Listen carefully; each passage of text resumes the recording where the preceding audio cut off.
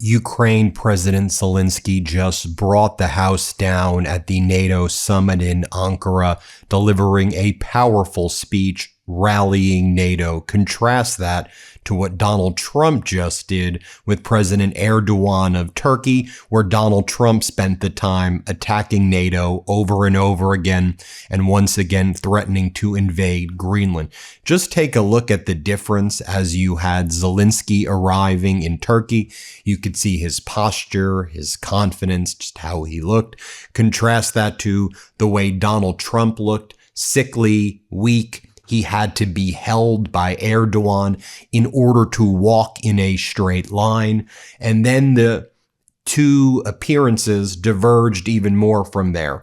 I'll share with you what went down as Zelenskyy gave the speech, where he talked about how in June alone, nearly 28,000 Russian soldiers were eliminated in the war by Ukrainian soldiers. He says, "We've confirmed every one of these deaths with our drones. We take no pride in this, but this is the way modern war is fought." Here, play this clip. In June alone, nearly 28,000 Russian soldiers were eliminated, and we have video confirmation for every single one of them. The overwhelming majority were struck by drones. And frankly, we take no pride in this. We are saying it to show what modern war looks like. A war we did not start, but one we are forced to fight in order to defend our country, our people, our children. Zelenskyy goes on to say how the very idea that Russia's rear, that Moscow, St. Petersburg, Omsk, other areas deep in Russia were protected and defended. Zelenskyy says that idea is gone. They don't have a strategic rear. Our drones, which Zelenskyy refers to as long-range sanctions, whether it's the FP1 or the FP5, which is the ballistic missile. The FP1 is the long-range drone that could hit 3,400 kilometers right now. Those have been very effective in targeting Russian infrastructure abroad. Let's play this clip. We have completely eliminated the very idea of Russia having a strategic rear. And you know this country. And for a long time, Russia believed it had a territorial advantage. No one else possessed a deep rear where it could safely keep military production, military equipment, and everything its war depends on believing no one could reach them. And we have reached them. Just yesterday, Ukrainian drones broke through Russia's defenses and struck a Russian oil refinery in Siberia. And this is not an exception. It's the new reality. And there is no major oil refinery left in Russia that has not been struck by Ukraine. More from Zelenskyy right here, who talks about how there's also the defense portion of this as well. And Ukraine, he's showing the visuals too that you've seen. Ukraine has been able to defend against the Russian drone swarms and even some of the Russian cruise missiles. But the Ukraine really struggles with the Russian ballistics because you really need the Patriot interceptors to do that. And the United States is not giving Ukraine the interceptors that Ukraine needs. The United States has not given Ukraine a license to produce the Patriot interceptors themselves in Ukraine. And the United States is not giving the interceptors to the European countries to even purchase and then give them to Ukraine. And so Zelenskyy calls that out right here. Let's play it. And today we defend against hundreds of attacks, drones every day and night, and thousands every week and every month. Ukraine's defense sector is building that capability even in the middle of a full-scale war. And we also maintain a high interception rate against cruise missiles, thanks to the way we have built our air defense. And thanks to the support of all of our partners who continue to provide Ukraine with defense assistance. Thank you so much. And I have a question for you. Do you really believe it? Do you really believe it would be right to live outside NATO, a country and a people with this level of defensive capability? Zelenskyy goes on to say, but look, we have things that we want to help NATO out with. It's just interesting, right? Donald Trump is spending his time there attacking NATO. Zelensky's like, all right, whatever you think, isn't it obvious that we've got great drone capacity, great technology right now? We know we could be helpful to all of you. So Ukraine's got the world's largest and most advanced drone warfare capability. And don't you want our help? Let's do it. And so we need a little bit of help when it just comes with the ballistics, but we can help you out a lot. Here, play this clip. Ukraine has the world's largest and the most advanced drone warfare capability. And we are offering this capability to our partners through the Drone Deal initiative. I'm grateful to everyone who has already joined this initiative and to those who are joining it. Drone Deal initiative, it's not only about buying drones, but also about co-production, fast-track access to the means of protection of critical infrastructure, air defense, and of course, security cooperation. And then part of Zelensky's speech, he talks about, he goes, let me tell you the difference between me versus Putin, he says, we are not fighting for pleasure or geopolitics. We're defending ourselves.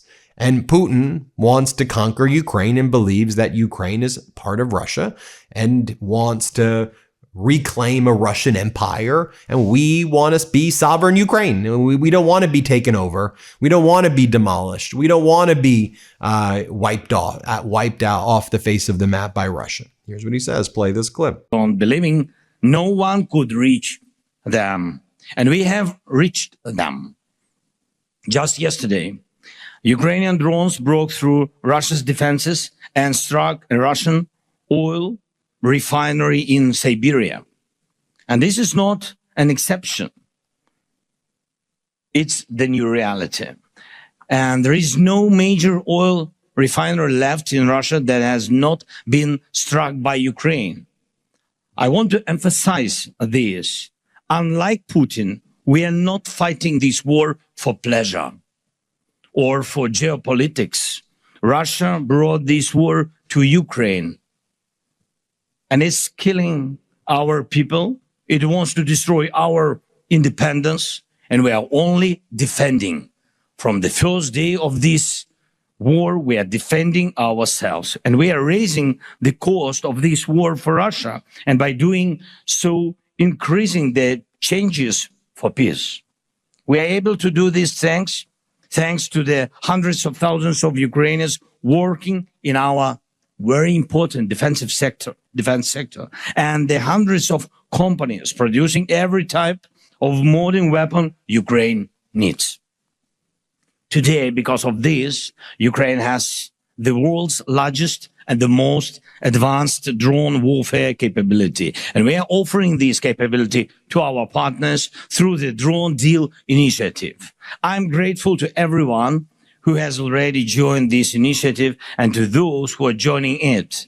Drone Deal initiative, it's not only about buying drones, but also about co-production, fast-track access to the means of protection of critical infrastructure, air defense, and of course, security cooperation. And then he talks about the urgent need for our own capabilities to produce interceptors here. Like he's like, to all the European countries, we can't rely on Trump and the US for this. Like, isn't that clear? You saw the US had no clue how to even fight a war against Iran, and Donald Trump wanted to brag, look how great we were. You ran out of 50% of your weapons, in a 40 days or so of actual combat.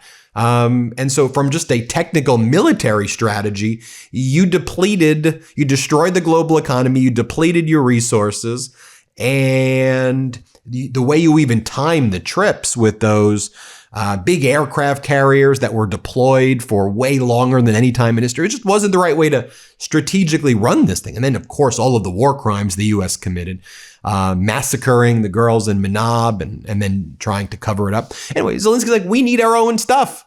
So we can't rely. The U.S. is not someone we can rely on. Here's what Zelenskyy had to say. Let's play it. And I believe Europe urgently needs its own capability to produce anti-ballistic systems and the missiles they require.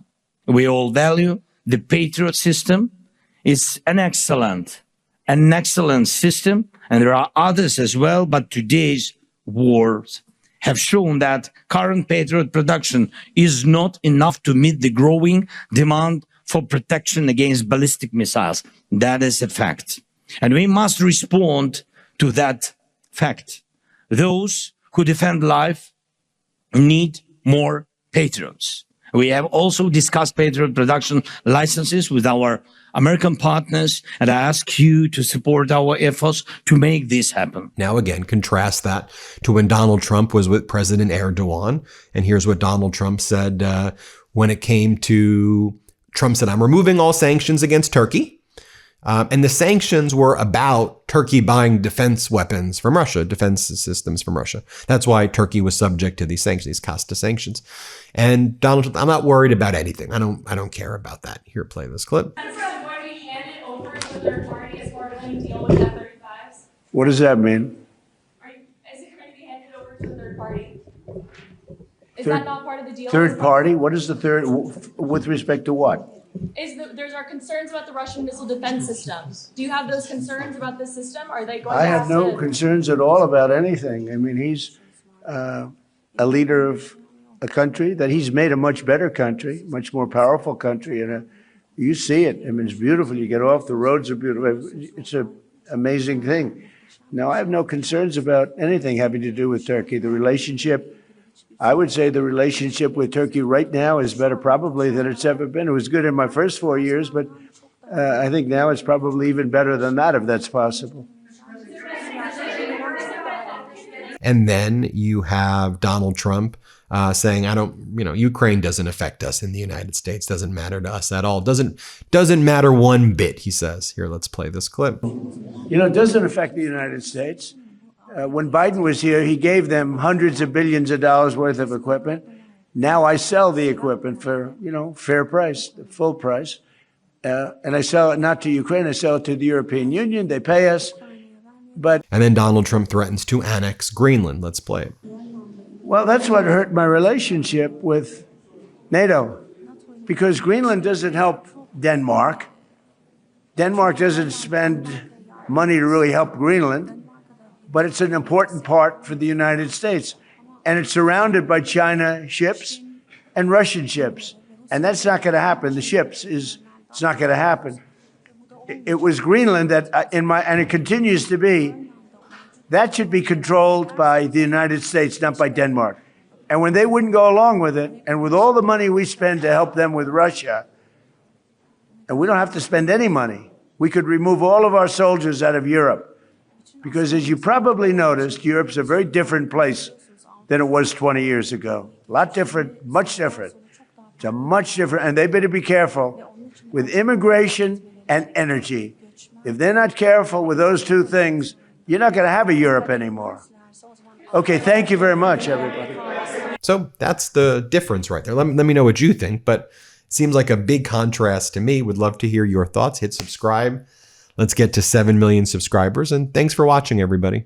Want to stay plugged in? Become a subscriber to our Substack at MeidasPlus.com. You'll get daily recaps from Ron Filipkowski, ad-free episodes of our podcast, and more exclusive content only available at MeidasPlus.com.